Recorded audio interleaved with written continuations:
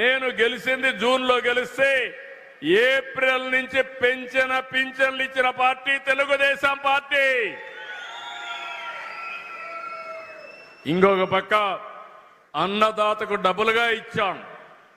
వాళ్ళు 7,500 ఇస్తే 15,000 ఇచ్చానని చెప్పి కూడా నేను మీకు తెలియజేస్తున్నా. మీరు గుర్తుపెట్టుకోవాలి, మీలో కూడా ఒక ఆలోచన రావాలి.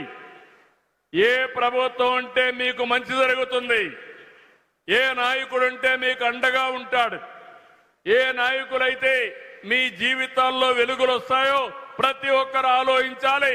ఆలోచిస్తామని గట్టిగా చప్పట్లు కూడా చెప్పండి. ఆలోచిస్తామని తెలియని వాళ్ళకు చెప్పాలి. అది కూడా చేస్తామని గట్టిగా చెప్పండి మీరందరూ. అప్పుడే బలం వస్తుంది, అప్పుడే మనకంతా కూడా దీనికి ఇది వస్తుంది. ఇంకో పక్క మీరు ఒకసారి చూస్తే ఏడాదిలో 3,575 పింఛన్లు ఇవ్వాలని అదనంగా మన నియోజకవర్గంలో నిర్ణయించాం. ఈరోజు చూస్తే 3,775 పింఛన్లు అదనంగా ఇస్తున్నా. 1,859 వృద్ధాప్య పింఛన్లు, 1,716 వితంతువుల పింఛన్లు. ఇంకో పక్క మొత్తం కలిసి ఈ రోజు నుంచి ఈ పింఛన్లు మీకు ఇస్తున్నామని చెప్పి కూడా నేను మీకు తెలియజేస్తున్నా. ఎందుకంటే మన నియోజకవర్గంలో కానీ రాష్ట్రంలో కానీ అర్హులందరికీ పింఛన్లు ఇవ్వాలనుకున్నాం. అది కూడా ఇస్తున్నామని చెప్పి నేను మీకు తెలియజేస్తున్నా. దివ్యాంగులకి 1,244 మందికి వాళ్ళకు కావలసినటువంటి వైద్య పరికరాలు, వైద్య సహాయాన్ని అందించాం. 400 మందికి ఈ సైకిళ్ళు ఇచ్చాను.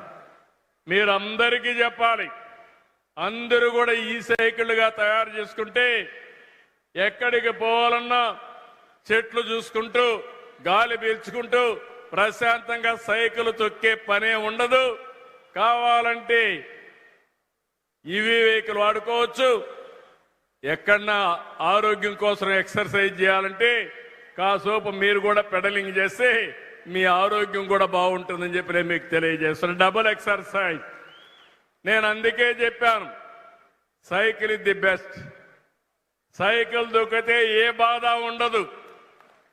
కాబట్టి అందరం కూడా మళ్ళీ కరెంటు సైకిల్కి రావాలి, ఎలక్ట్రికల్ సైకిల్కి రావాలి. అదే శాశ్వతం, అదే ఆనందం, అదే ఆరోగ్యం అని మరొకసారి మీ అందరికీ తెలియజేస్తున్నా. ఇంకో పక్క మొత్తం కంటి పరీక్షలు చేశాం. ఇవి కూడా మొత్తం ఐ స్క్రీనింగ్ చేసి 6,547 మందికి మనం చేసుకోగలిగాం. కంటి ఆపరేషన్లు చేశాం. భూమి విషయంలో కూడా నేను శ్రద్ధ పెట్టాను. మొత్తం దుర్మార్గుల 5 సంవత్సరాల్లో రాష్ట్రంలో రికార్డులన్నీ, ల్యాండ్ రికార్డ్స్ అన్ని అస్తవ్యస్తం చేశారు. పేర్లే మార్చేశారు. ఎవరన్నా భూ కబ్జా చేయాలంటే ఒప్పుకోకపోతే 22A కింద పెట్టి ప్రభుత్వ భూమిని వేధించే పరిస్థితికి వచ్చారు.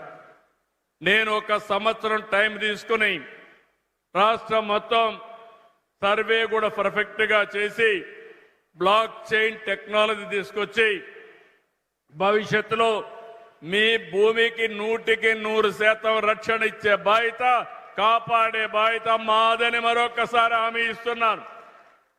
కుప్పంలో ఆ కార్యక్రమాన్ని స్పీడప్ చేశాం. ఇవన్నీ కూడా ఇచ్చేస్తాం.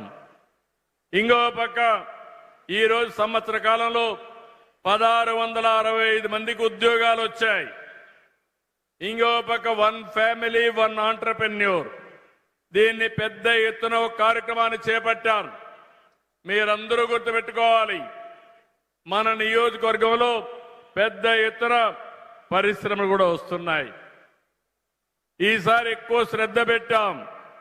ఎక్కడికక్కడ ఇవన్నీ కూడా చూస్తే నేను స్ట్రీమ్ లైన్ చేసి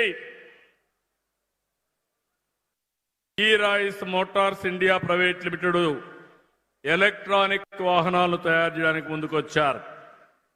200 కోట్ల రూపాయలు పెట్టుబడి పెడుతున్నారు. 410 మందికి ఉద్యోగాలు వస్తున్నాయి. వచ్చే ఏడాది డిసెంబర్ నాటికి ప్రొడక్షన్కి వచ్చే పరిస్థితి వస్తుంది. గ్రీన్ ఫీల్డ్ డైరీ ఇంటిగ్రేటెడ్ పోషకాహార ఉత్పత్తి కోసం 7,50,000 లీటర్లు పాలు ప్రాసెసింగ్ చేసే సామర్థ్యం ఉండే ఫ్యాక్టరీ, పాల పొడి, లో ఫ్యాట్ మజ్జిగ, వే ప్రోటీన్ ఇవన్నీ కూడా చేయబోతున్నారు. 525 కోట్ల రూపాయలు పెట్టుబడి పెట్టి 2,000 మందికి ప్రత్యక్షంగా 5,000 మందికి పరోక్షంగా ఉద్యోగాలు వస్తాయి. దీనివల్ల డైరీలో ఒక రెవల్యూషన్ వస్తుంది. పాడి పరిశ్రమ పెరుగుతుంది. ఇంటింటికి 4-5 ఆవులు పట్టుకొని తద్వారా ఆదాయం పెంచుకునే కార్యక్రమానికి శ్రీకారం చుడతాను. ఇంకో పక్క SVF soya private limited edible oil protein కలిగిన సోయా ఉత్పత్తుల ప్రాసెసింగ్ వస్తుంది. సోయా పిండి కానీ సోయా చంక్స్ తయారు చేయడం కానీ 1,327 మెట్రిక్ టన్నుల సామర్థ్యం. ఇది 2 లక్షల మంది రైతులకు ఆదాయం వస్తుంది. 372 కోట్ల రూపాయలు పెట్టుబడి పెడతారు.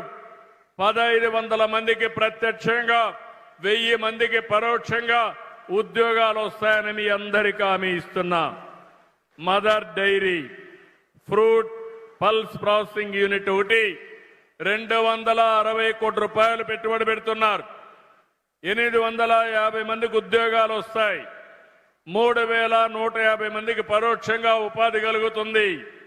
ఇది వస్తే నేను ఎన్నోసార్లు చెప్పాను, కుప్పం రాయలసీమ హార్టికల్చర్ హబ్ అయితే దానికి దిక్చూచిగా మన కుప్పం తయారవుతుంది. ఈ ఫుడ్ ప్రాసెసింగ్ వస్తే ఇక్కడ వెజిటబుల్స్ కానీ ఫ్రూట్స్ కానీ ఇక్కడనే ప్రాసెసింగ్ చేసి ఇంటర్నేషనల్ గా వీళ్ళు అమ్మే పరిస్థితి వస్తుంది.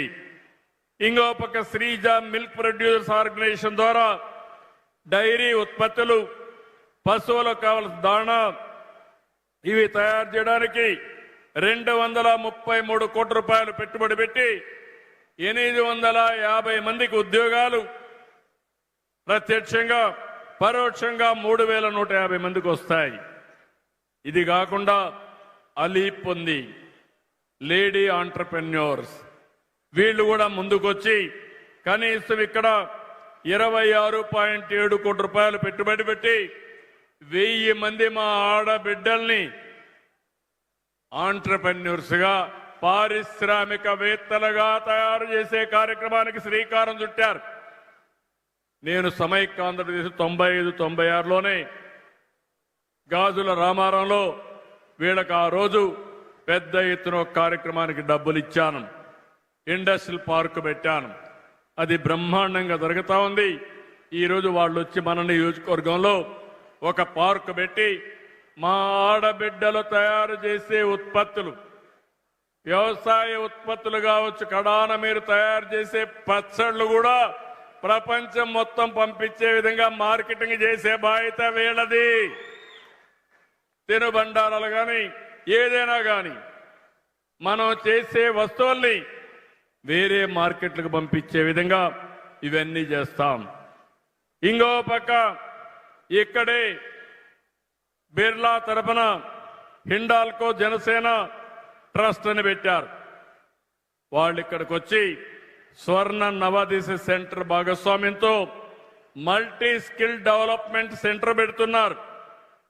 3 సంవత్సరాల్లో 1000 మంది పిల్లలకి భవిష్యత్తుకు కావలసిన నైపుణ్యాన్ని ట్రీట్ చేస్తారు. ఆ స్కిల్ డెవలప్మెంట్ లో ఒకటే కోరుతున్నా, కుప్పంలో 5 సంవత్సరాలు నేను చూశాను, అందరూ పోకరోళ్లే. సాయంత్రం అయితే ఒక క్వార్టర్ బాటిల్ తాగి ఇష్టానుసారంగా నియోజకవర్గంలో అఘాయిత్యాలు చేశారు. కొంతమంది అయితే మదమెక్కి ఇష్టానుసారంగా ప్రవర్తించారు. నేను వస్తేనే రానియకుండా చేశారు. ఈ రోజు ఒకే మాట చెప్పాను, ఎవడైనా రౌడీజం చేస్తే ఆ రౌడీలకు అదే రోజు చివరి రోజు. సిబిఎన్ 14 కాదు, సిబిఎన్ 95. తమాషా అనుకోవద్దండి. తోక జాడించకపోతే తోక కట్ చేస్తా. మీరు పనిచేయండి, మీరు బాగుపడండి. ప్రజలకు ఇబ్బంది పెట్టి మీ ఇష్టానుసారంగా మీరు పెత్తనం చేయాలంటే మీ ఆటలు సాగవు. మీరు ఒకసారి ఆలోచించండి. నాయకులంటే ఆదర్శంగా ఉండాలి. నేనేమైనా ఒక మాట చెప్తే ఒక విశ్వసనీయత ఉండాలి. నన్ను మీరు 9 సార్లు ఎమ్మెల్యేగా ఎన్నుకున్నారు. ఎప్పుడైనా సరే నా మీద పలానాడు కొట్టాడనో చంపాడనో లేకుంటే ఎక్కడన్నా నేరాలు చేశాడని విన్నారా అని మిమ్మల్ని అడుగుతున్నా. విన్నారా తమ్ముళ్ళు ఆడబిడ్డలని మిమ్మల్ని అడుగుతున్నా. ఈరోజు రాజకీయాలు నేరస్తుల మయమైపోయినాయి. ఎంత ప్రమాదం అంటే బాబాయిని చంపి బాబాయి కూతురు దగ్గరని మా అన్న మంచోడని చెప్పించి మళ్ళీ అర్థం చేసుకొని తిరగబడితే ఇప్పుడు వాళ్ళనే వేధించే రాజకీయాలు చూశాం. కడాన వీళ్ళు హత్య చేసి నా పేరు పెట్టి నెక్స్ట్ డే మీరు చూశారు పేపర్లో నారాసుర రక్త చరిత్రని కత్తి నా చేతిలో పెట్టారు. ఆ కత్తి నా చేతిలోకి వచ్చిందంటే ఆ మలిను నా జీవితంలో కల్లో కూడా నేను ఊహించుకోనని చెప్పి కూడా నేను మీకు తెలియజేస్తున్నా. నేను హత్యా రాజకీయాలు చేయను.